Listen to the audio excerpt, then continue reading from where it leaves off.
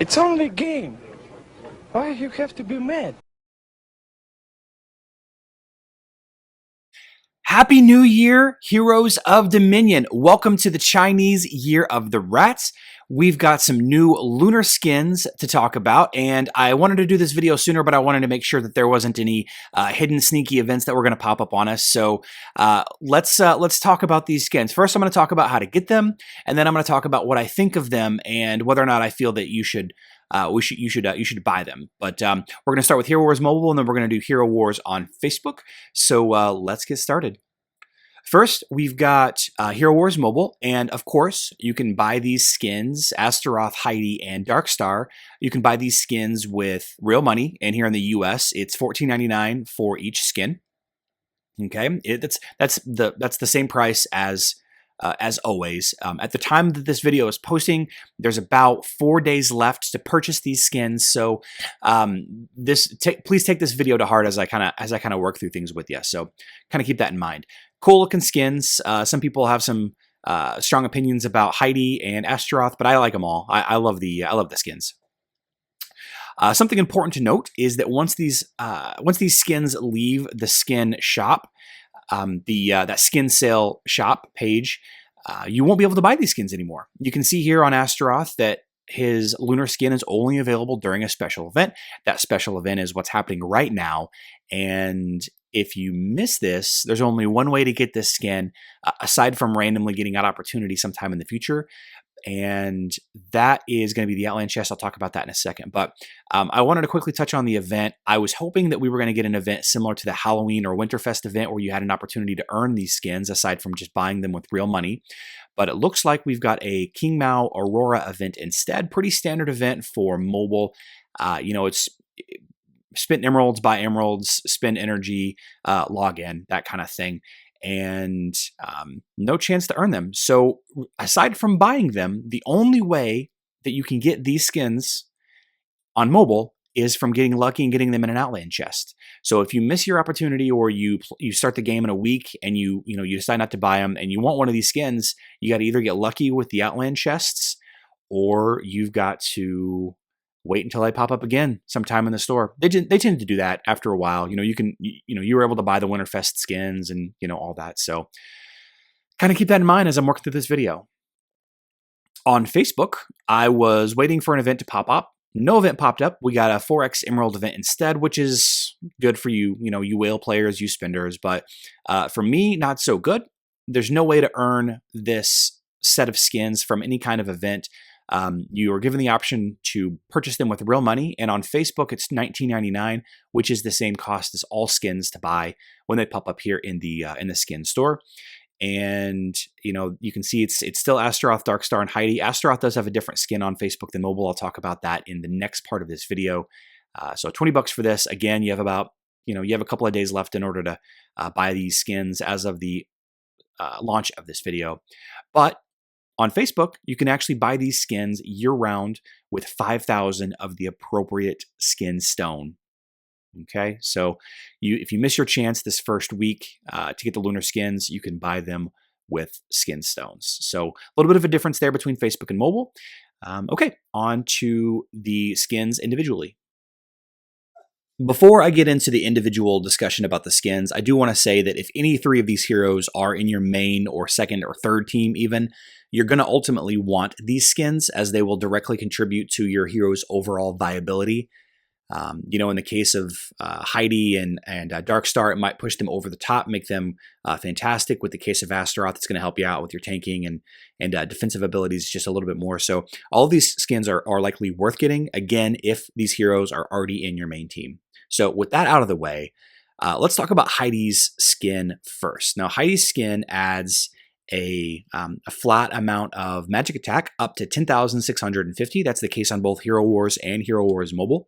And taking a look at her skills, she's got 3 skills that do damage based on modified by magic attack, and then her violet skill, of course, is a defensive ability. But what's interesting about Heidi's skills, her attack skills, is that they do pure damage. So they're going to scale up a whole lot faster than flat magic attack damage. Okay, so this, this toxic spit ability does damage over time for 5 seconds, but it's pure damage. It will completely ignore magic defense. So keep that in mind when you're thinking about these skins. Her, Heidi, him, whatever, getting a magic attack skin is going to be significantly more beneficial than, say, Krista or Orion getting a magic attack skin. Okay, now they do have magic penetration, so that, that aside, pure damage goes straight through defenses. So very strong skin. I've been testing Heidi a little bit with a couple of different team compositions, and I have not found one that works. If you have a Heidi team that works, get this skin. This skin is going to scale pretty strongly with her abilities. So next, let's talk about Darkstar and her armor penetration skin. First thing worth mentioning is that this is her 4th skin, so she won't get any more skins. This is likely as strong as she will ever be, unless they tweak her, abilities and her skills or glyphs or artifacts a little bit. So the first thing I want to note is that with the addition of this armor penetration skin, it puts her total available armor penetration outside of other people's buffs up there with the likes of Kira and Kark. So she's got very high armor penetration now, and as a marksman, she's actually also a control marksman. So she actually is a little bit more akin to, off the top of my head, Kark is a little bit more control than Kira, just slightly a little bit more. But for example, she's got a couple of abilities that do, that do damage, but she has a couple of, she has this control ability that does, that doesn't do any damage at all. It's just, like a debuff for the opposing team. An interesting debuff, forces the nearest target to fight on the caster side for 4 seconds. So that's a handy ability to have. She is going to be more of a support to your main hitter. So you might toss her into a Kira team. You might toss her into a Ginger or a Ishmael or a Jew team, just to increase the physical attack of the team, help with the control a little bit. I did play with this with a couple of different team compositions. I couldn't find a very strong team that she worked well in, outside of just better heroes such as Fox or Faceless. In the case of my Kira team or my Bob team, small sample size, obviously. But again, if Darkstar is going to be on your team, if she's already one of your main heroes, then this skin is worth investing in. Putting her armor penetration up there pretty high is going to do great things for Darkstar. Great things. Let's talk about Astaroth on mobile before we talk about on Facebook, because I think it's a little easier to talk about. Astaroth got a magic defense skin on mobile, and unlike Heidi and Darkstar, magic defense doesn't modify any of his skills, really. It does make him significantly tankier than he was before. But is it better than the Facebook magic attack skin? Well, the 10,650 magic defense that he was given actually gives him the highest magic defense, I think, actually gives him the highest magic defense in all of mobile. It used to be Orion of all heroes. But I think that he has the highest magic defense now, and I think that's going to be very strong against certain metas. Interesting fact, before this skin came out, he couldn't get high enough magic defense to negate Celeste's Dark Flame ability. So there were times that Astaroth, using his last word Violet Revive Resurrection ability, he wouldn't be able to revive a hero or himself, because technically that's a heal. And Celeste's Dark Flame ability blocked healing, so because his magic defense was lower than her magic attack, and the way that the skills were modified, she could sometimes block his revive completely.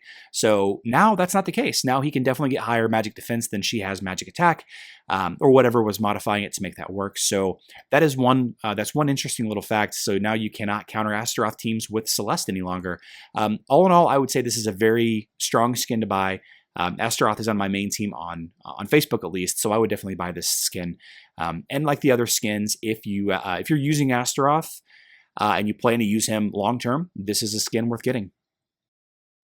Finally, I want to talk about Astaroth on Hero Wars on Facebook. He was given a magic attack skin, which at first thought I thought was inferior to the magic defense skin that his mobile counterpart received. However, I don't run into any issues dying to magic-based teams as much as you think. On Facebook, you don't have the Celeste Resurrection problem, so that isn't an issue. The Twins, Satori teams, sure, they're very strong, but it's usually not Astaroth dying first, if that makes sense. So Magic Attack modifies his two most important skills. Well, two of his four skills, I guess. You could argue that there are other skills that are more important, but the two skills that make him a tank, as far as your team is concerned, Flame Veil, his gray ability that blocks damage for the entire team, the shield, and Last Word, his Violet Resurrection ability, they're both modified by Magic Attack. So Flame Veil gets a flat damage increase. I'm sorry, a flat damage decrease, a flat damage absorbed, because it absorbs 100% of Magic Attack plus a modifier of his that's based on the skill level. So this is basically increasing the amount of damage that this skill will absorb by 10,650. That's before armor penetration is calculated. That's before magic penetration is calculated, of course. But this adds effectively 11,000 or 10,650 absorbed damage to your whole team, which is quite a bit when you think about it. So I think that's very strong.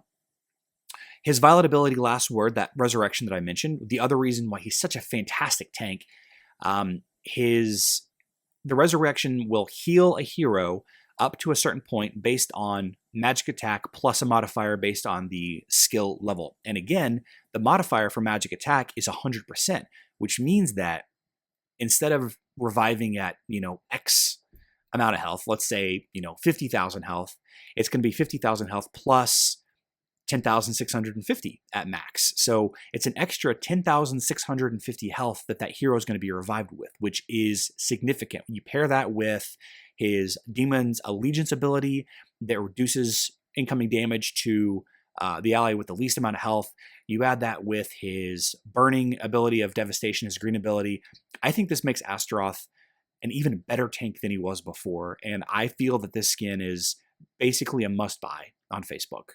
It's the only skin out of the technically 4 skins that are available. 3 on both, but the Astaroth Facebook is different from the Astaroth on mobile. This is the only skin that I feel is the most important to buy. So hope that makes sense to you guys. But with that being said, I'm going to wrap the video up here. If you found this video helpful, please consider subscribing, and I got a bunch of cool videos for you all next week. So if you want to make sure to catch those when they go live, go ahead and hit that notification bell. And if you found this video informational, educational, hilarious, whatever, press that like button. But you know that your viewership is more than enough for me. I love you all. I will see you next time.